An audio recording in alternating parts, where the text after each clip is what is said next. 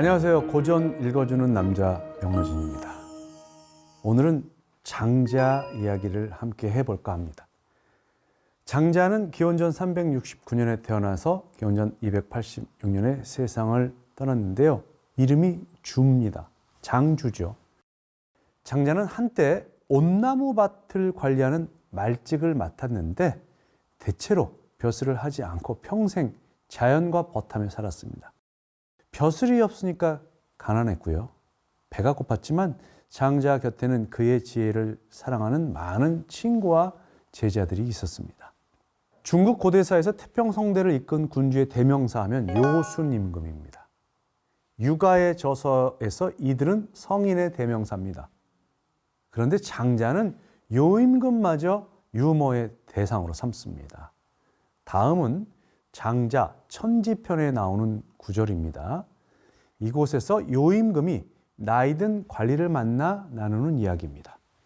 하루는 요임금이 화 지방에 놀러 갔는데 이곳을 지키는 관리가 말했다. 임금님에 대해 사람들이 이렇게 말합니다. 우리 임금은 진실로 공손하고 겸양하시다. 또 총명하고 우아하고 신중하시다. 그분 가까이 가면 온유함이 느껴지고 그분의 감화에 비춘 온 세상에 퍼져 하늘과 땅에 이르렀다. 이렇게 배우니 임금님은 소문대로 정말 성인이시옵니다. 제가 임금님의 장수를 빌겠습니다. 요임금이 말했다. 됐소, 사양하겠소. 그럼 부자가 되시라고 빌겠습니다. 됐소, 사양하겠소. 그럼 아드님을 많이 낳으시라고 빌겠습니다. 됐소, 그것도 사양하겠소. 국경지기가 말했다. 예로부터 장수와 부귀와 다사는 모두가 바라는 일인데 어찌 사양하십니까? 오래 살면 욕보는 일이 많고 부자가 되면 할 일이 많아지고 아들이 많으면 근심이 많아지고 이 세 가지는 덕을 기르는 데 방해가 돼요. 나는 당신이 성인인 줄 알았는데 이제 보니 그렇지도 않군요. 오래 살면 신선처럼 돌을 닦으면 되고 부자가 되면 가진 것을 다른 이와 나누면 되고 아들을 많이 낳으면 그들에게 천하를 위해 각자 할 일을 맡기면 될 것을 무슨 욕될 일이 있겠습니까?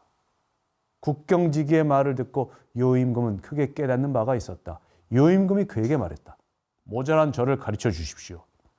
국경지기가 급히 떠나며 말했다. 됐소, 사양하겠소. 정말 대박 아닙니까? 저는 정말 이 대목을 읽다가 얼마나 웃었는지 모릅니다. 단박에 장자가 좋아졌어요. 그런데 왜 많은 사람들이 장자의 이 대목을 잘 모를까요? 지금 시중에 나와 있는 장자는요, 다 줄여놓은 거예요.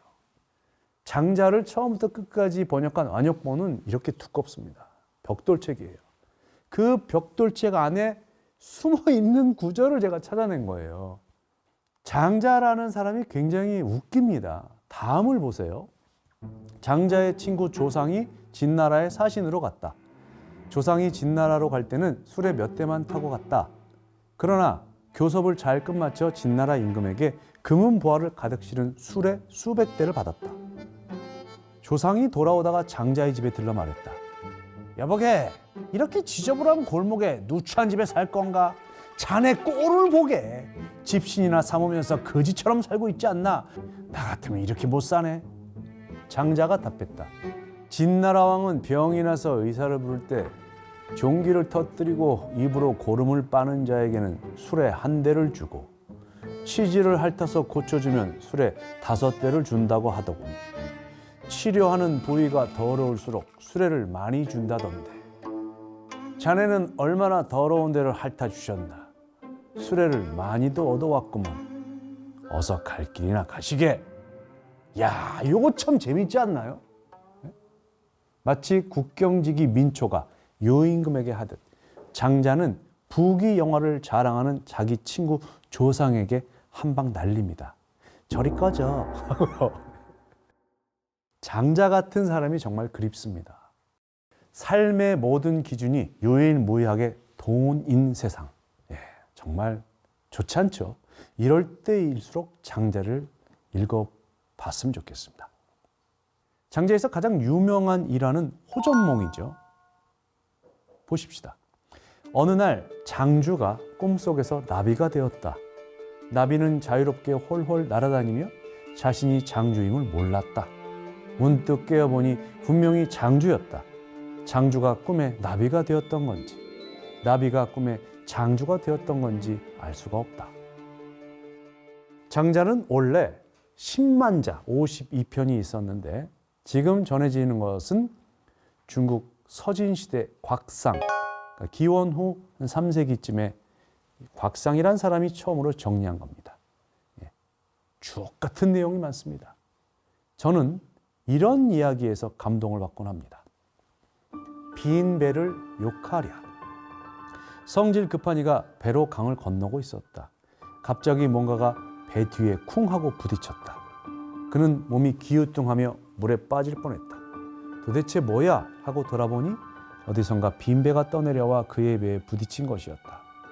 그는 곧 조용해져서 다시 자리에 앉아 노를 저었다. 얼마를 가다 보니 또 다른 배가 와서 부딪혔다. 그 배에는 사람이 타고 있었다. 성질 급한 이는 상대를 보고 비켜가라고 소리쳤다. 한 번 소리쳐서 듣지 않자 두 번 소리쳤고, 두 번 소리쳐 듣지 않자 이번에는 온갖 욕을 섞어가며 화를 냈다. 처음에는 화를 내지 않았지만 나중에는 화를 내는 까닭은 무엇인가? 앞에 배에는 사람이 없었고 뒤에 배에는 사람이 타고 있었기 때문이다. 사람이 모두 자기를 비우고 인생의 강을 흘러간다면 누가 그를 해칠 수 있겠는가? 좋지 않나요? 저만 좋은가요? 좋죠? 참 좋습니다. 정말 좋습니다. 저는 이런 구절을 읽으면요, 책을 덮어요. 그리고 숲으로 갑니다. 산책을 합니다. 이 감동을 안고 다음 구절로 넘어갈 수가 없죠. 최고의 순간은 하나이기에, 한 번이기에 또 다른 최고의 순간을 받아들일 마음의 자리가 제게는 없습니다. 이럴 때는 여러분도 잠시 산책을 하는 것도 좋을 것 같습니다. 또 이런 구절이 눈에 띕니다.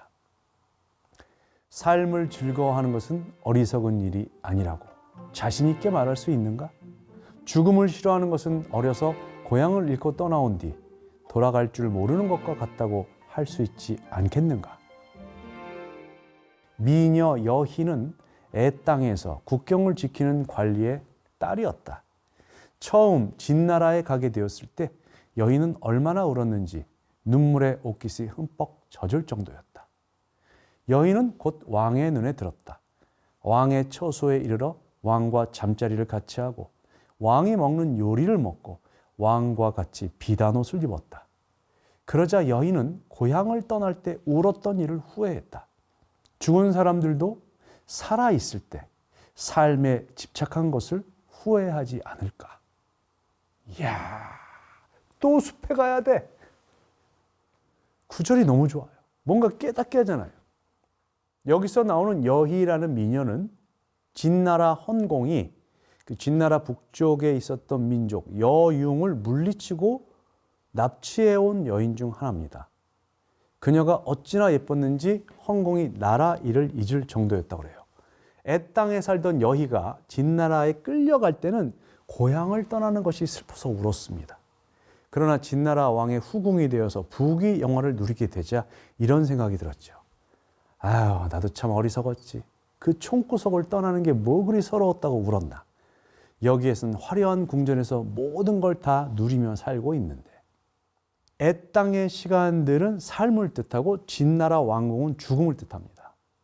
우리는 누구나 죽음을 두려워하고 죽기 싫어합니다. 그런데 장자가 묻습니다. 죽은 다음에 우리를 기다리는 것이 왕궁일지 어떻게 알아? 저는 이 고전을 읽으면서 책에 나오는 장면을 머릿속에 상상하기를 좋아합니다. 장자와 친구들이 모여서 주막에서 이야기를 나누는 겁니다. 오이 하나, 탁주 한 사발을 앞에 놓았겠죠. 장자가 여희 이야기를 하니까 친구들이 무릎을 치면서 감탄을 합니다.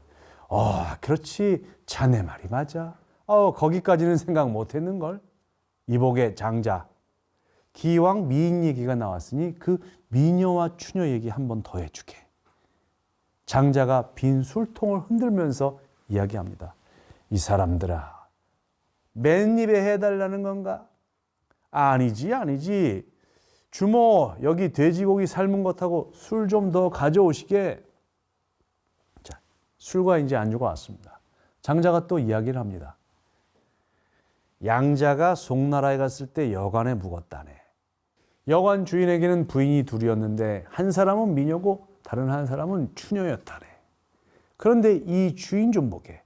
추하게 생긴 여자를 예뻐하고 아름답게 생긴 여자를 천대하는 거야. 양자가 그 까닭을 물으니 여관 주인이 말했다네.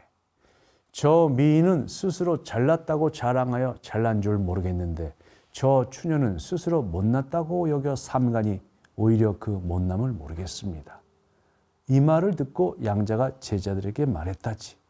너희들은 명심하거라. 어진 행동을 하면서도 스스로 어진 행동을 한다고 여기지 않으면 어디간들 사랑받지 않겠느냐. 요 젠더 감수성이 없었던 시절의 얘기니까요. 감안하고 들어주십시오. 네. 핵심은 이겁니다. 훌륭한 덕의 사람은 자기의 덕을 의식하지 않습니다. 그렇기에 정말로 덕이 있는 사람입니다. 훌륭하지 못한 덕의 사람은 자기의 덕을 의식합니다. 그러기에 정말로 덕이 없는 사람입니다. 미인은 자기의 미를 의식했기에 덕이 없는 사람이 되었고 추녀는 자신의 겸손을 의식하지 않았기에 덕이 있는 사람이 되었다는 겁니다. 이뿐만 아니라 장자에는 다양하고 특이한 스토리가 많습니다. 꼭 한번 읽어보시기를 권합니다. 지금까지 고전 읽어주는 남자 명로진이었습니다.